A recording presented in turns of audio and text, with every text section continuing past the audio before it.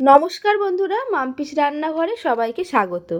আজকে আমি হাজির হয়েছি পুঁই মিটুলি বা পুঁই মিচুরির রেসিপি নিয়ে।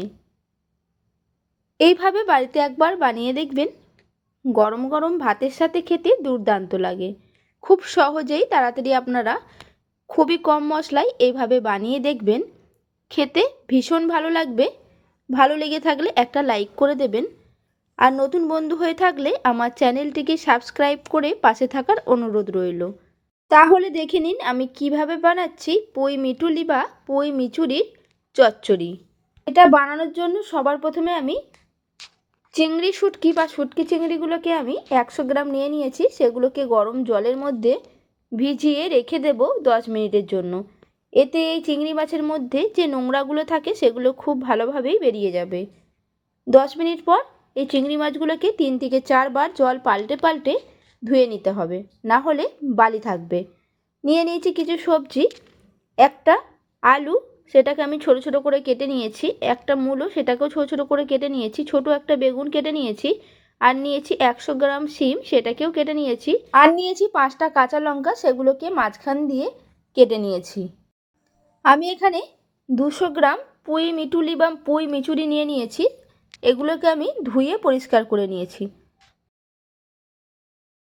কড়াই বসিয়ে কড়াইটাকে খুব ভালোভাবে গরম করে নিয়ে দিয়ে দিলাম সর্ষের তেল। তেলটা গরম হয়ে গেলে দিয়ে দিলাম পরিষ্কার করে ধুয়ে রাখা চিংড়ি মাছগুলো। এরপর এই চিংড়ি মাছগুলোকে আমি ভেজে নেব 3 থেকে 4 মিনিট। দেখুন চিংড়ি মাছগুলো আমার ভাজা হয়ে গেছে। এরপর চিংড়ি মাছগুলোকে আমি তুলে রেখে দিলাম। এই চচ্চড়িটাতে চিংড়ি মাছ দিয়ে করলে খেতে দারুণ লাগে। এইভাবে আপনারা একবার বানিয়ে দেখবেন। সব চিংড়ি মাছ আমার তোলা হয়ে গেছে। কড়াইতে দিয়ে দিলাম আরও বেশ খানিকটা সর্ষের তেল। তেলটাকে গরম করে নিয়ে ফোড়নের জন্য দিয়ে দিলাম একটা শুকনো লঙ্কা মাঝখান দিয়ে ভেঙে, 2টো তেজপাতা দিয়ে দিলাম, আর দিলাম 1/2 চামচ 5 ফোড়ন। ফোড়নটাকে আমি 15 থেকে 20 সেকেন্ড নাড়াচাড়া করে নিলাম। যখন ফোড়ন থেকে একটা সুন্দর গন্ধ বেরাবে তখন আমি এর মধ্যে দিয়ে দেব কেটে রাখা সবজিগুলো।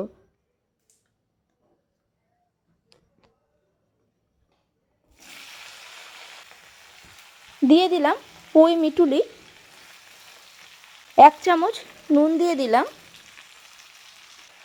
1 চামচ হলুদ গুঁড়ো দিলাম। এরপর সব কিছু একসাথে খুব ভালোভাবে ভেজে নেব। সবজিগুলোকে ভালোভাবে মিশিয়ে নেওয়ার পর আমি ঢাকনা আটকে দিয়ে এটাকে হতে দেব 3 থেকে 4 মিনিট। ঢাকনা আটকে আটকে ভেজে নিলে সবজিগুলো খুব তাড়াতাড়ি সেদ্ধ হয়ে যায়। ঢাকনাটাকে আমি খুলে নিলাম। ঢাকনা আটকানোর পর গ্যাসের ফ্লেমটাকে অবশ্যই মিডিয়ামে রাখতে হবে। সবজিগুলোকে আমি নাড়াচাড়া করে নিলাম। 2 মিনিট নাড়াচাড়া করে নেওয়ার পর এর মধ্যে দিয়ে দিলাম ছোট চামচের 1 চামচ জিরের গুঁড়ো, 1/2 চামচ হলুদ গুঁড়ো। আমি আগে হলুদ গুঁড়ো ব্যবহার করেছি, তার জন্য আর বেশি দিলাম না। দিয়ে দিলাম চেরা কাঁচা লঙ্কা আর অল্প জল। এরপর আমি এটাকে কষিয়ে নেব 4 থেকে 5 মিনিট। সব কিছু খুব ভালোভাবে কষানো হয়ে গেছে। দিয়ে দিলাম জল, আর দিলাম ভেজে রাখা চিংড়ি মাছ। দিয়ে দিলাম ছোট চামচের 1 চামচ চিনি। চিনিটা অবশ্যই দেবেন, এতে এই রান্নার স্বাদ খুবই ভালো হবে। সব কিছু একসাথে মিশিয়ে নিয়ে ঢাকনাটাকে আটকে দিয়ে মিডিয়াম আঁচে হতে দেব 10 মিনিটের জন্য। 10 মিনিট পর ঢাকনাটাকে খুলে নিলাম। দেখুন ঝোলটা পুরোটাই শুকিয়ে গেছে আর সবজিগুলো খুব ভালোভাবেই সেদ্ধ হয়ে গেছে। খুন্তি দিয়ে সব কিছু একসাথে মিশিয়ে নিয়ে গ্যাসটাকে বন্ধ করে দিলাম। রেডি হয়ে গেল আমার আজকের রেসিপি চিংড়ি দিয়ে পুঁই মিটুলির চচ্চড়ি। এইভাবে একবার বাড়িতে বানিয়ে দেখবেন। রেসিপিটি আপনাদের কাছে কেমন লাগলো অবশ্যই কমেন্টে জানাবেন।